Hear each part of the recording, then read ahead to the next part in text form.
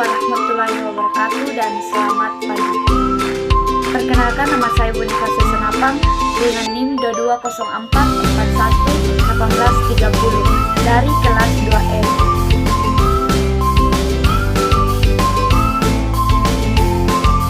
Apa itu kecerdasan buatan?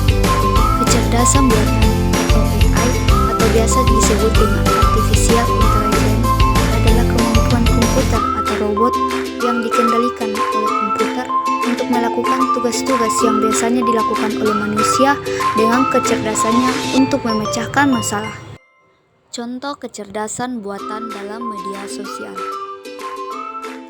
Sistem kecerdasan buatan. Tanpa kita sadari, sebuah media sosial mampu menyerap kecerdasan manusia, di mana media sosial sekarang sudah menjadi bagian dari kehidupan manusia saat ini. Menggunakan media sosial, baik itu menggunakan Facebook, Instagram, Twitter, dan media sosial lainnya. Alasan sederhananya, mengapa media sosial sudah mengambil peran penting dalam kehidupan sehari-hari.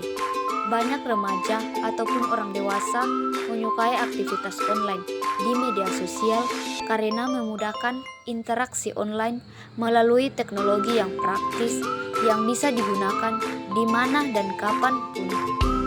Dampak positif media sosial. Yang pertama, memudahkan kita berkomunikasi. Saat ini, sudah banyak aplikasi di media sosial untuk mengirim pesan, telepon, dan video call. Yang kedua, memudahkan pencarian informasi.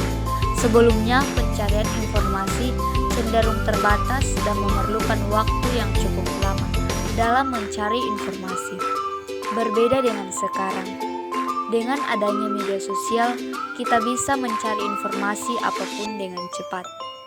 Yang ketiga, menambah wawasan melalui media sosial. Para pelajar secara aktif bisa lebih kreatif dan mandiri untuk mengetahui hal-hal baru sehingga kualitas pelajaran pun bisa semakin meningkat baik dan segi pendidikan maupun kualitas. Keempat, membuka peluang pekerjaan baru. Perkembangan teknologi terus memunculkan berbagai peluang. Bahkan dengan adanya media sosial, banyak perusahaan yang mencari dan membuka lowongan khusus bagi mereka yang mahir mengolah media sosial. Bagaimana membuat konten yang kreatif dan menarik perhatian, serta bisa membangun citra perusahaan di media sosial, menjadi bidang yang sedang banyak dicari sekarang ini. Kelima, media sosial sebagai sarana hiburan. Banyak remaja maupun orang dewasa yang menjadikan media sosial sebagai sarana hiburan, baik yang memberi hiburan maupun yang menikmati hiburan itu. Mereka memanfaatkan berbagai aplikasi media sosial dengan membuat video atau vlog keseharian mereka. Hal ini dapat menghibur serta mengisi waktu luang mereka sehingga dapat menghilangkan rasa jenuh atau rasa bosan. Adapun dampak negatif dari media sosial.